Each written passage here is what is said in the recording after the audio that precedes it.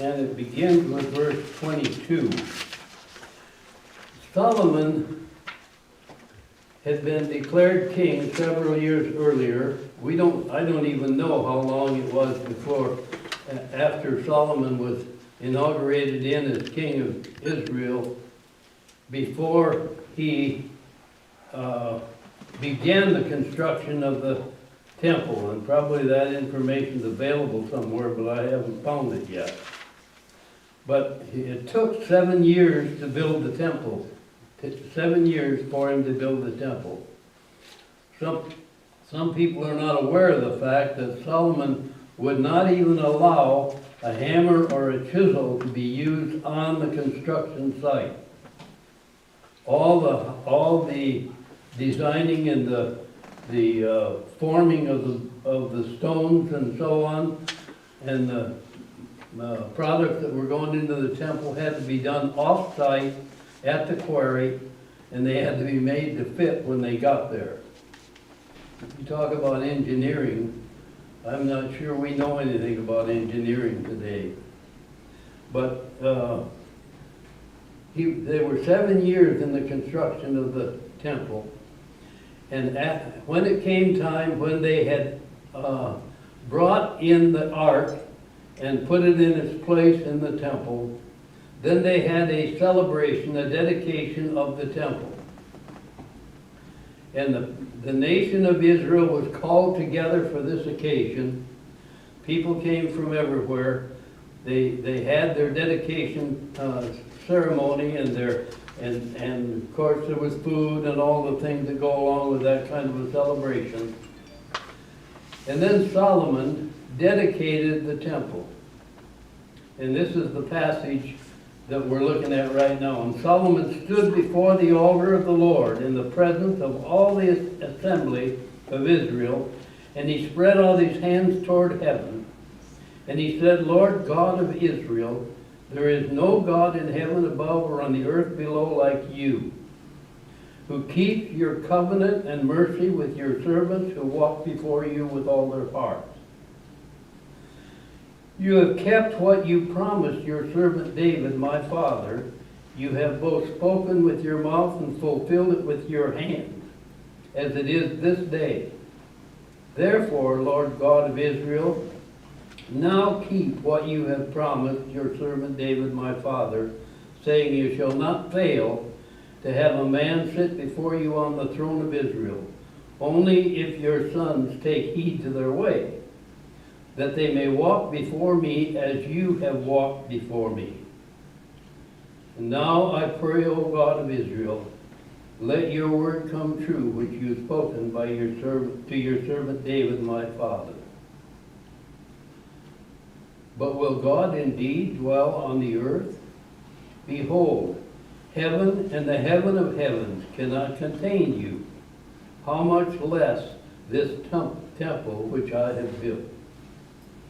Yet regard the prayer of your servant and his supplication, O Lord my God, and listen to the cry and prayer which your servant is praying before you today, that your eyes may be open toward this temple night and day, toward the place of which you have said, my name shall be there, and that you may hear the prayer which your servant makes toward this place.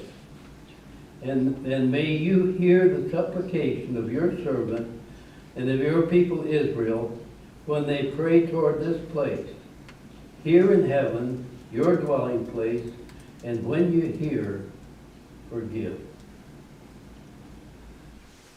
This is only part of the prayer that Solomon uttered on that occasion. And he went on to say, anytime your people sin and stray away from you, and you shut the heavens up, and there's no rain, and their crops fail, and so on, and they come to themselves, and they finally turn to you and pray toward this place, would you hear from heaven? And over again he said, he mentioned one thing after another, and he said, at the close of each one, will you hear from heaven and hear their prayer and forgive their sin. Now, this occasioned the dedication of the temple. And you've heard me say on a number of occasions that there were only, as far as I know, there were only two nations in all of the history of mankind that ever became a covenant nation with God. They made an agreement with God to follow Him.